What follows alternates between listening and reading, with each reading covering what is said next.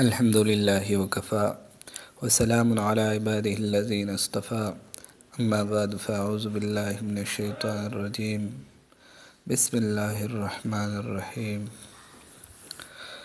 محترم اوریدونکو، هر چیرته چې الله باد او آباد لرم، نن ما ستاسو دپاره د قرآن کریم د یو صورت عمل راوړی دی. عمل مختصر دی او فایدې ډېرې زیاتې دي، ځکه نن سبا هر انسان په څه ناڅه مشکلاتو کې هغه ګیر دی، څه ناڅه کمی د هر انسان شته دی. نو په دې عمل سره به الله رب العزت دغه انسان هغه مشکلات، هغه پریشانی هغه حل کړي. عمل د قرآن کریم یو صورت دی او قرآن کریم د ټول انسانیت دپاره رهنما دی. نو چې قرآن کریم د ټول انسانیت دپاره رهنما شو او د قرآن کریم په یو عمل په ذریعې سره موږ د الله رب العزت نه خپل حاجات وغواړو، نه حاجات به الله رب العزت زموږ ضرور به ضرور قبلی. خپل هغه پریشانو حل ته وغواړو، نو الله رب العزت نه موږ ته ضرور به ضرور هغه لاره راوباسي، ځکه د الله رب العزت په غوښتو باندې هغه خوشحالیږي. حدیث مبارکه کې راځي چې الدعاء مخ العباده، دا دعا کول دا د عبادت مغز دی. څنګه چې د یو میوې یا د یو څیز هغه مغز مزیدار او خوږ وي، دقرنګې د عبادت مغز هغه دعا ده. نو دعا هم هغومره خوږه ده. دعا الله رب العزت ضرور به ضرور قبلی، خو بعضې وخت کې د انسان مصلحت ته ګوري چې د انسان په هغې کې خیر نشته دی، نو الله رب العزت والله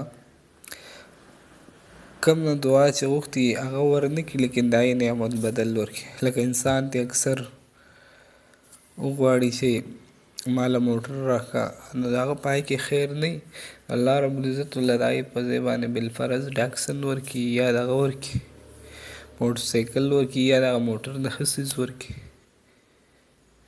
او بعضې وخت کې الله رب العزت هغه هم ورنه کړي، لیکن د ده هغه دعا سټور کېږي، بیا والله د قیامت په ورځ باندې د هغې بدله ورکوي. د قیامت په ورځ یو انسان د خپلې دعاګانو هغه بدلې ته وګوري، هغه اجرونو ته وګوري کومې چې د ده نه قبولې شوي، وایي دی به ارمان وکړي چې کاش زما په دنیا کې یو دعا هم نه وی قبوله شوې. نو ما چې کوم عمل تاسو له راوړی دی هغه د قرآن کریم یو صورت دی. هغه صورت چې انسان ولولي، دا کومه طریقه چې درته زه ښیم په هغې باندې بیا د الله رب العزت نه په توجه سره په یقین سره وغواړي، الله رب العزت په دغه پریشانۍ دغه حاجات مشکلات هر څه به حل کړي. عمل دا دی چې 7 ځله پیرې هغه به درود شریف ووایي. درود ابراهیمي کوم چې موږ لمونځ کوو دا بهتر دی، که دا نه بل درود هم ویلی شي. بیا به 33 پیرې 33 پیرې سورت علم نشرح وایي. علم نشرح لك صدرك ووضعنا عنك وزرك الذي انقض ظهرك ورفعنا لك ذكرك فإن مع العسر يسرا إن مع العسر يسرا. دا به څو پیرې 33 پیرې وي. دې نه پس به بیا 7 پیرې درود شریف وي. بیا به الله رب العزت ته متوجه شي او په یقین سره په توجه سره د الله رب العزت نه دعا وغواړي، الله رب العزت به هغه دعا انشاءالله قبلی او ستا مشکلات او ستا حاجات هغه به حل کوي. ځکه د دې عمل په ذریعې سره به الله رب العزت نه چې په دعا کې کوم خپل حاجات یا کومې پریشانۍ د هغې حل وغواړي، حل نو الله رب العزت به تا ته د هغې لار راوباسي، ستا حاجات به هغه پوره کوي، ستا پریشانۍ هغه به حل کوي انشاءالله.